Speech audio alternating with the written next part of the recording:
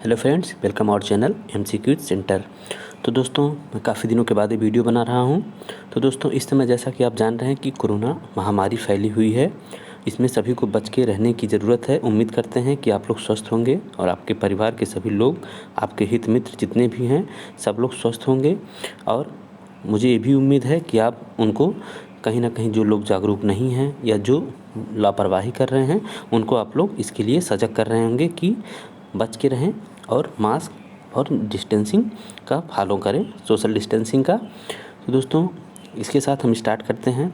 आज हम आपको बताएंगे IT एक्ट 2000 के बारे में, और हम आपको बता दें कि ये किस एग्ज़ाम के लिए इम्पॉर्टेंट है। तो एग्ज़ाम दोस्तों ये है दिल्ली APP, CBI APP और PP।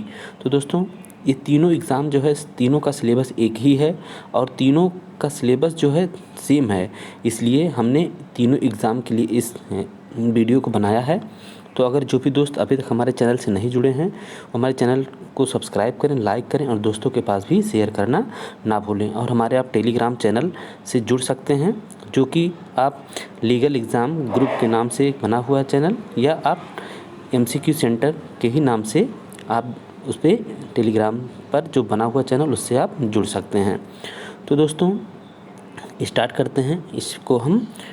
तो इसमें सबसे पहले हम आपको बताएंगे कि इसका सिलेबस क्या है, क्योंकि बहुत से ऐसे दोस्त हैं जो अभी तक हो सकता है सिलेबस के बारे में ना जानते हों, क्योंकि अभी एग्ज़ाम की डेट आई नहीं है। तो बहुत से ऐसे दोस्त हैं जो फार्म भर के भूल गए हैं, लेकिन उन्हें अभी सिलेबस की जानकारी नहीं है। तो सिलेबस जान लीजिए कि क्या क्या है। तो इसमें दोस्तों सिलेबस जो है आपका, इसमें क्रिमिनल लॉ के अंतर्गत जो है दोस्तों, आपका क्रिमिनल लॉ के अंतर्गत आपका IPC और CRPC है, फिर कॉन्स्टिट्यूशनल लॉ है, एविडेंस लॉ है, और प्रिवेंशन ऑफ करप्शन एक्ट है, Delhi special police establishment act है, Delhi special police establishment act, और इंफॉर्मेशन टेक्नोलॉजी एक्ट यानी IT एक्ट, और दोस्तों आपका सेंट्रल विजिलेंस कमीशन एक्ट यानी कि CVC एक्ट। तो दोस्तों, ये आपका सिलेबस है। यानी कि अगर देखेंगे आप, तो इसमें अगर नंबरिंग हम करें तो लगभग ये आ जाता है आपका IPC 1 हो गया, CRPC 2 हो गया, आपका constitution 3, evidence 4, prevention of corruption act 5, Delhi special police establishment 6, information technology act 7, और ये सेंट्रल विजिलेंस कमीशन एक्ट, ये हो गया आपका 8। तो 8 एक्ट आपके दिए हुए हैं। तो दोस्तों, इसमें जो है मैं आपको हिंदी और इंग्लिश दोनों में बताऊंगा। तो जो भी दोस्त इसको चाहें देख सकते हैं। एक बात और आपको बता दें कि ये एग्ज़ाम जो है, ये दोस्तों आपका जो एग्ज़ाम है ये होता है 120 क्वेश्चन इसमें आते हैं। कितने क्वेश्चन? 120 क्वेश्चन आते हैं। और इसका जो टोटल मार्क्स होता है वो होता है 300 का इसका टोटल मार्क्स होता है। और दोस्तों, इसमें जो है आपका जो इंटरव्यू है वो होता है आपका 100 मार्क्स का। कितने का? 100 मार्क्स का आपका इंटरव्यू होता है। अभी हम इसमें नीचे आपको बताएंगे कि किस किस कैटेगरी के लोगों को इंटरव्यू में कितना मिनिमम मार्क्स लाना होता है, क्योंकि इसमें दोस्तों कैटेगरी में इसमें ये भी है कि इस एग्ज़ाम के इंटरव्यू में कुछ ना कुछ मिनिमम मार्क्स रखा गया है, जिसको पाना कंपलसरी है, नहीं तो डिस्क्वालीफाई माने जाएंगे। तो आगे हम स्टार्ट करते हैं इसमें। तो ये है दोस्तों इंफॉर्मेशन टेक्नोलॉजी एक्ट 2000 यानी कि सूचना प्रौद्योगिकी अधिनियम। तो बहुत से दोस्तों, आज आपको एक ऐसी चीज़ बताऊंगा जो हो सकता है आप लोग, कुछ लोग जानते हों, कुछ लोग ना भी जानते हों। तो इसमें दोस्तों आप देखते हैं कि कोई भी अधिनियम होता है तो उसके नीचे ये लिखा रहता है नंबर और फिर ईयर लिखा रहता है। जैसे यहाँ लिखा हो नंबर 21 ऑफ 2000, ऐसे बहुत से अधिनियमों में लिखा रहता है। मान लीजिए कि 2017 और समथिंग। तो इसमें जैसे कि इसका मतलब बहुत से लोगों को समझ में नहीं आता है। तो इसका ये मतलब होता है दोस्तों, अगर इसको आप गूगल पे सर्च करेंगे, आप सिर्फ लिख करके गूगल पे अगर आप डालेंगे नंबर 21 ऑफ 2000, तो दोस्तों सीधे आपके एक्ट का नाम पूरा खुल करके, आपका एक्ट जो है ये आ जाता है, पूरा अधिनियम जो है आपका ये खुल करके आ जाता है। आप कभी भी इसको सर्च करके देख सकते हैं, या आप सीधे बिना नंबर डाले ही आप डाल सकते हैं 21 ऑफ 2000, तब भी आपका पूरा अधिनियम खुल के आ जाता है। दोस्तों, ये हमने इसलिए आपको बताया कि बहुत जगह जो समरी में दिया रहता है उसको बहुत से दोस्त नहीं जान पाते हैं। तो अगर इस तरीके से दिया हुआ है चार्ट में, तो समझिए कि कोई ना कोई वो अधिनियम है, उसको आप गूगल करेंगे तो वो पूरा ओपन होके आपके सामने आ जाता है। तो इसमें आपको हम बता दें कि इसमें टोटल जो चैप्टर है वो दोस्तों है आपका ये 13 चैप्टर दिया हुआ है। टोटल कितने चैप्टर हैं? 13। Total section 94। टोटल शेड्यूल 4 यानी 4। आपको एक बात और बता दें कि एग्ज़ाम जो है दोस्तों सीबीआई, चाहे एपीपी हो, चाहे पीपी हो, या दिल्ली एपीपी हो, एपीपी या कहें एपीओ का, इसमें जो है दोस्तों ये मीडियम जो है सिर्फ़ और सिर्फ इंग्लिश में ही पेपर आएंगे, हिंदी में पेपर नहीं आएगा। यानी कि बस सिंगल इसमें होगी भाषा यानी लैंग्वेज जो कि इंग्लिश में ही आएगी। तो जो भी दोस्त हिंदी मीडियम के हैं उनको थोड़ी सी दिक्कत होगी, लेकिन ऐसा कुछ नहीं है। अगर वो इम्प्रूव करें तो अच्छा खासा इम्प्रूवमेंट कर सकते हैं। और दोस्तों ऑब्जेक्टिव क्वेश्चन सॉल्व करना कोई कठिन बात नहीं है, वो इजीली सॉल्व हो जाता है। आप थोड़ा सा बस प्रैक्टिस कर लें और जितनी टर्मिनोलॉजी है उसको आप इंग्लिश के पेयर से आप पढ़ते रहें तो आप आसानी से इंग्लिश के क्वेश्चन को सॉल्व कर सकते हैं, जो हमारे हिंदी मीडियम के जो फ्रेंड हैं। और इंग्लिश मीडियम के लोगों के लिए तो कोई दिक्कत नहीं होगी। इसमें आगे हम बता दें, हमने बताया कि चैप्टर 13 है, total section 94 and total schedules 4 है। And receive the assent of the President on 9 June 2000, यानी कि राष्ट्रपति की जो अनुमति है वो 9 जून को प्राप्त हुई इस अधिनियम को। And act published in gazette of India on 9 June 2000, यानी कि ये भारतीय जो राजपत्र है उसमें जो है ये 9 जून को पब्लिश भी हुआ। 9 जून को राष्ट्रपति की अनुमति भी मिली, यानी received assent the president and published in gazette, both are same date. Date of enforcement ये दोस्तों 17 अक्टूबर 2000, यानी कि परिवर्तन तिथि जो है लागू होने की तिथि ये 17 अक्टूबर 2000 है। और आपको आगे हम बता दें इसमें डिलीटेड आर ओमिटेड सेक्शन, यानी कि इस अधिनियम में कितने कितने सेक्शन को डिलीट कर दिया गया है, इसको हम आपको यहाँ समराइज़ करके बताएंगे। तो इसमें दोस्तों आप इसको याद रखिए कि ये सब चीज़ें आप नोट करते चलिए, क्योंकि नोट कर लेंगे तो आपके पास एक अच्छा खासा नोट्स तैयार हो जाएगा। इसमें है दोस्तों कौन कौन सेक्शन डिलीट हुआ है इसको आप नोट कर लें। सेक्शन है आपका 20, 49, 50, 51, 52, 52A, 52B, 52C, 53, 54, 56 और दोस्तों 66A जो है अभी ये डिलीट नहीं हुआ है, लेकिन ये निष्प्रभावी है। इसको Shreya Singhal versus union of India के बाद में 2015 में सुप्रीम कोर्ट ने इसको जो है अनकॉन्स्टिट्यूशनल डिक्लेयर कर दिया था। इसमें क्या था दोस्तों, 66A में इसमें था punishment for sending offensive message through communication service etcetera, यानी कि संसूचना सेवा आदि द्वारा आक्रामक संदेश भेजने के लिए दंड का प्रावधान इसमें था। तो दोस्तों इसको भारतीय उच्चतम न्यायालय यानी कि इंडियन सुप्रीम कोर्ट ने इसे क्यों अनकॉन्स्टिट्यूशनल डिक्लेयर किया। तो दोस्तों इसमें जो है it was violated this section, it was violated section article 91A, violated article 91A means violated right to speech and expression. तो दोस्तों इसी आधार पे यानी कि अनुच्छेद 19(1) का के अंतर्गत जो आपको मूल अधिकार दिया गया है अब अभिव्यक्ति की स्वतंत्रता का, उसका न्यायालय ने माना कि ये उल्लंघन करता है, इसीलिए इसको न्यायालय ने असंवैधानिक घोषित कर दिया है। अभी भी ये बेयर एक्ट में सेक्शन पड़ा हुआ लेकिन निष्प्रभावी है ये।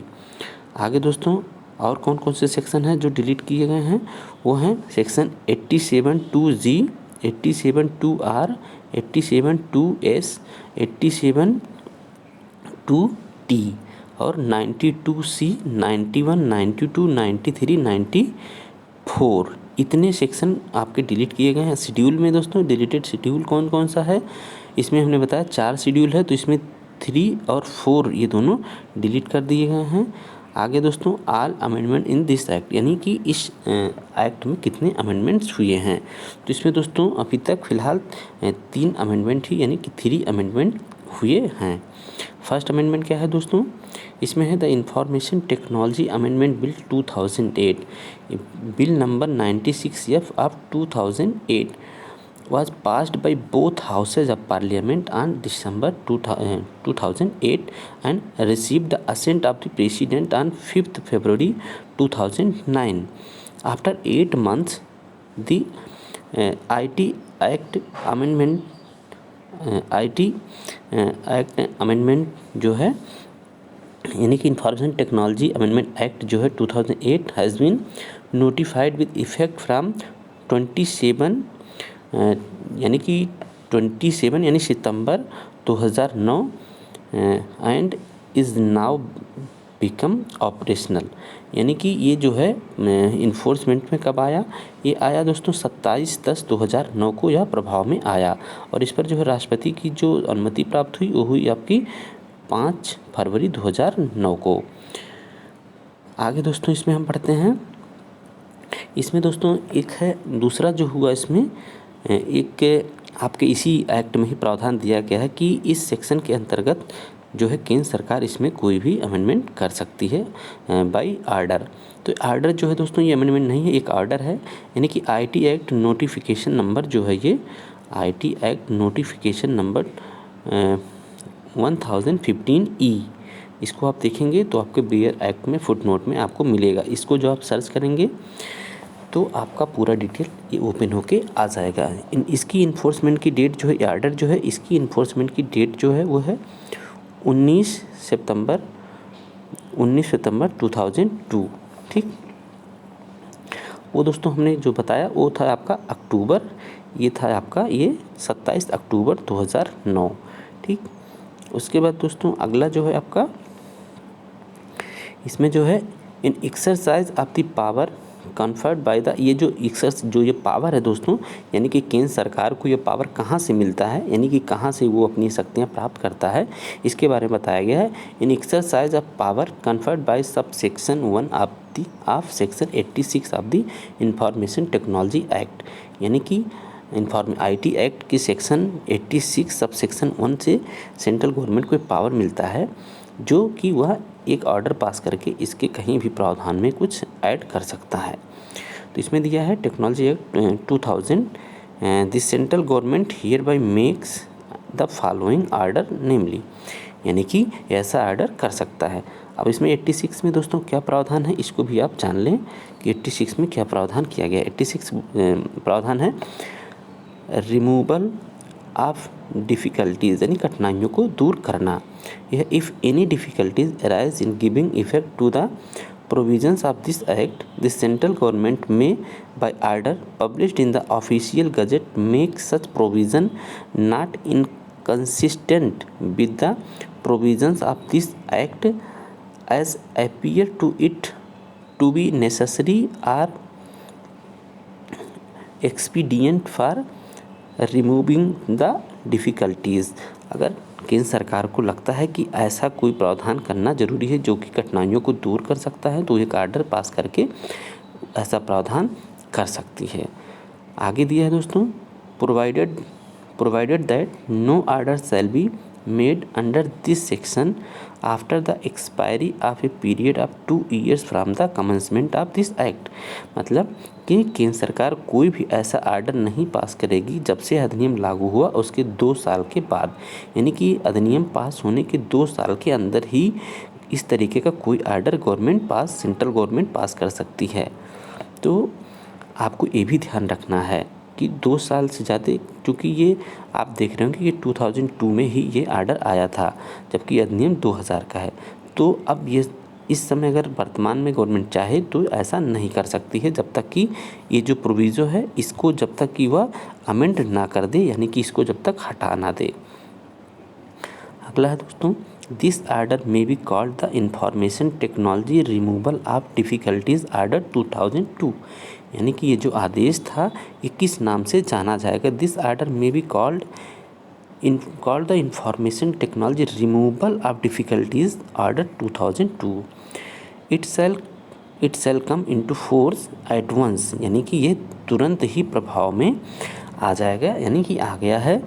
इन section 25 of the IT act 2000 hereinafter refer to as the said act in सब section 1 for clause C the following clause shall be substituted नेमली।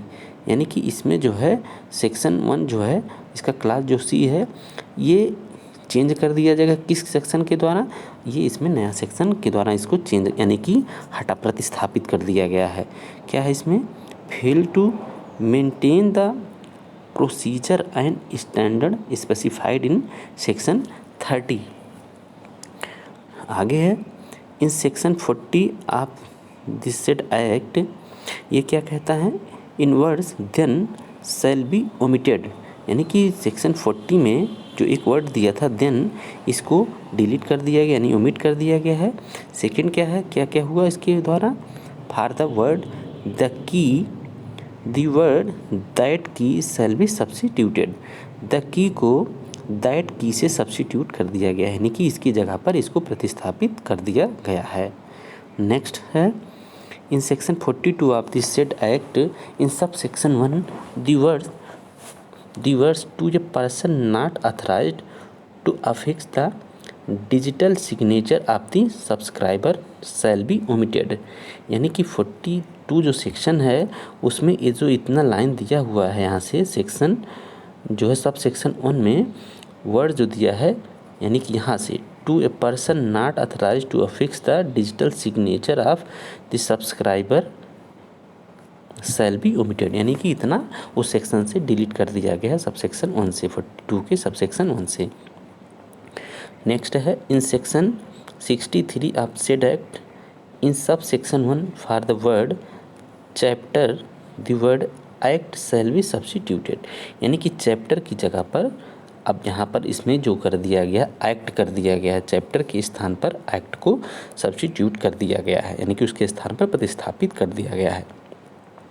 अगला संशोधन क्या हुआ इसमें, next amendment, in section 89 of said act, in sub section 2 for the brackets and letters m, the brackets and letter n shall be constituted, यानी कि जो पहले यम था ब्रैकेट में उसके स्थान पर यन कर दिया गया है। अगला है दोस्तों थर्ड जो अमेंडमेंट इसमें हुआ, तो the last amendment to the IT act made in 2017 through the finance bill 2017। तो दोस्तों ये जो इसमें तीसरा जो अमेंडमेंट हुआ IT एक्ट में 2017 में हुआ, ये किसके थ्रू हुआ, फाइनेंस बिल 2017 के थ्रू हुआ, यानी कि जो फाइनेंस बिल जो आया उसी के अंतर्गत एक प्रावधान के अंतर्गत IT एक्ट में भी संशोधन किया गया, इसके लिए स्पेशल कोई एक्ट नहीं बनाया गया। तो आगे दोस्तों इसको देखते हैं, तो फाइनेंस बिल 2017 ये कैसे कहाँ से कब पास हुआ इसके बारे में हम आपको बताते हैं। तो as passed by the houses of parliament, Lok Sabha on 20 March 2017, यानी कि 22 मार्च 2017 को लोकसभा से पास हुआ, and return by Rajya Sabha with recommendation on 29 March 2017, और राज्यसभा से रिकमेंडेशन के साथ 29 मार्च 2017 को पास हुआ।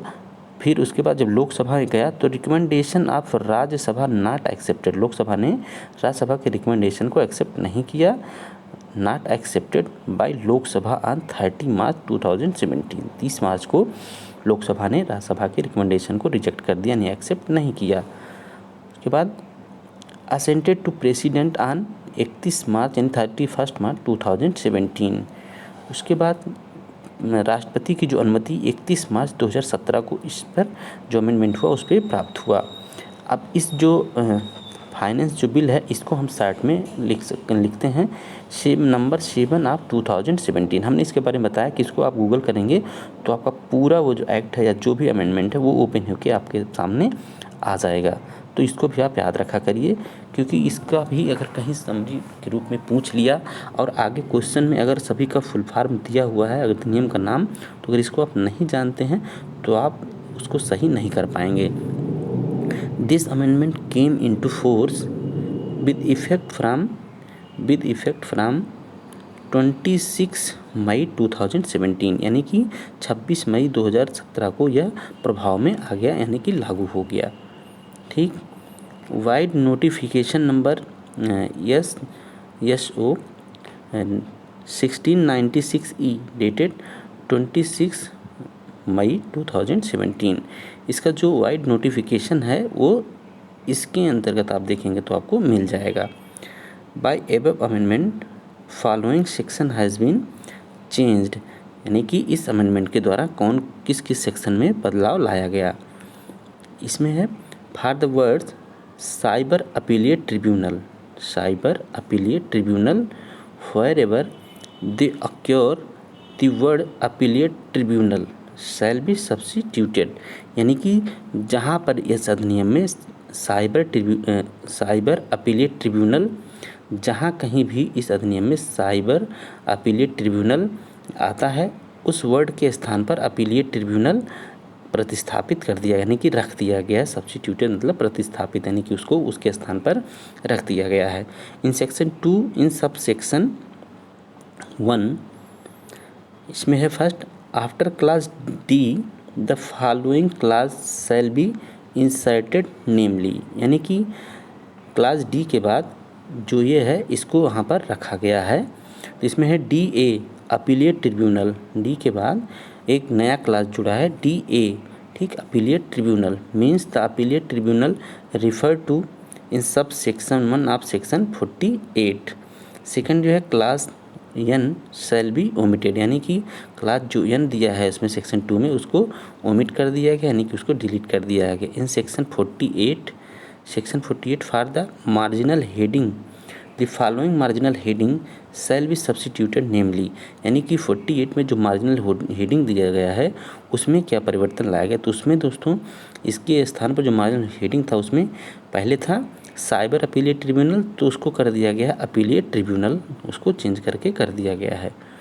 For sub section 1 the following sub section shall be substituted namely, इसमें क्या हुआ है, इसको किसके स्थान पर जो सब सेक्शन 1 था क्या रखा गया, तो इसमें रख दिया गया है the telecom dispute settlement and appellate tribunal established under section 14 of the telecom regulatory authority of India act 1997 shall on and from the commencement of part 14 of chapter 6 of the Finance Act 2017 by the appellate tribunal for the purpose of this act, and this said appellate tribunal shall exercise the jurisdiction powers and authority conferred for it by or under this act.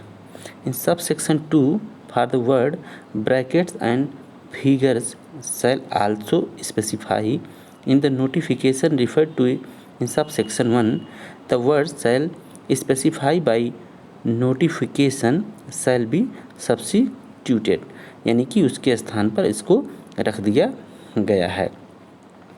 Section 49, 50, 51, 52, 52A, 52B, 52C, 53, 54 और 56 शैल be omitted, यानी कि ये जो आपका ये finance जो bill था यानी फाइनेंस एक्ट 2017 के द्वारा आपके इसमें जो आईटी एक्ट में इतने सेक्शनों को आपके डिलीट कर दिया गया है एक साथ इकट्ठा।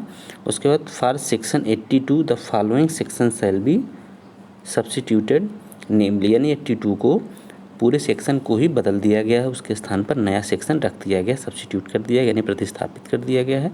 82 क्या कहता है दोस्तों, तो 82 कहता है the controller the deputy controller and the assistant controller shall be deemed to be public servant within the meaning of section 21 of the Indian penal code, यानी कि ये जो हैं आपके controller, deputy controller and assistant controller जो हैं ये जो आईपीसी की धारा 21 में जो लोक सेवक की परिभाषा दी गई है उसके अंतर्गत लोक सेवक समझे जाएंगे यानी पब्लिक सर्वेंट समझे जाएंगे। ठीक। In section 84 for the words the chairperson members adjudicating officer and the staff of the cyber appellate tribunal the words and adjudicating officer shall be substituted, यानी कि इतने के स्थान पर ये जो यहाँ से है the chairperson member adjudicating officer and the staff of cyber appellate tribunal, इतने के स्थान पर अब क्या हो गया है इसमें 84 में हो गया एंड एडजुडिकेटिंग ऑफिसर, सिर्फ इतना वर्ड रख दिया गया है, उसको हटा करके यानी सब्स्टिट्यूट यानी प्रतिस्थापित कर दिया गया है।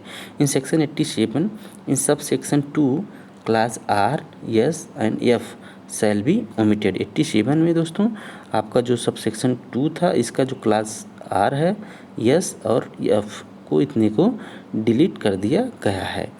तो दोस्तों इसमें हमने आपको बताया था कि इसमें जो इंटरव्यू है वो 100 नंबर का है, और इसमें जो है इंटरव्यू आपका किस कैटेगरी को मिनिमम कितना चाहिए। तो यहाँ देखिए category wise minimum level of suitability in interviews irrespective of whether the selection is made only by interview or by recruitment test followed by interview will be UR and EWS 50 marks, OBC 45 marks, SC ST and PWVD 40 marks out of the total marks of interview being 100, यानी कि 100 में आपको इतने numbers लाने आप जिस भी category में आते हों। तो दोस्तों उम्मीद है आपको वीडियो पसंद आया होगा। अगर अभी तक आपने हमारे चैनल को सब्सक्राइब नहीं किया है तो सब्सक्राइब कर लें, लाइक करें, दोस्तों के पास शेयर करना ना भूलें। और जितने ज़्यादा आप लोग सब्सक्राइब करेंगे इसका नेक्स्ट पार्ट मैं जल्दी लेकर के आऊँगा। और दोस्तों आप हमारे टेलीग्राम चैनल को भी ज्वाइन कर सकते हैं। हमने एक टेलीग्राम पर ग्रुप बनाया है जो है आपका लीगल एग्ज़ाम ग्रुप के नाम से, लीगल एग्ज़ाम ग्रुप के नाम से है आपका टेलीग्राम पे, इसको ज्वाइन कर सकते हैं। इससे सिर्फ लॉ से संबंधित रहेगा। और अगर जीएस यूएस के बारे में भी आपको जानना है तो उसके लिए हमने एमसीक्यू सेंटर के ही नाम से, एमसीक्यूज सेंटर के ही नाम से उस पर एक चैनल बना हुआ है टेलीग्राम पर, उसको भी आप ज्वाइन कर सकते हैं। उसमें करंट और जीएस के मैटर उसमें आपको दिए जाते हैं। तो दोस्तों उम्मीद है आपको वीडियो पसंद आया होगा। तो आज के लिए बस इतना ही। नमस्कार, धन्यवाद।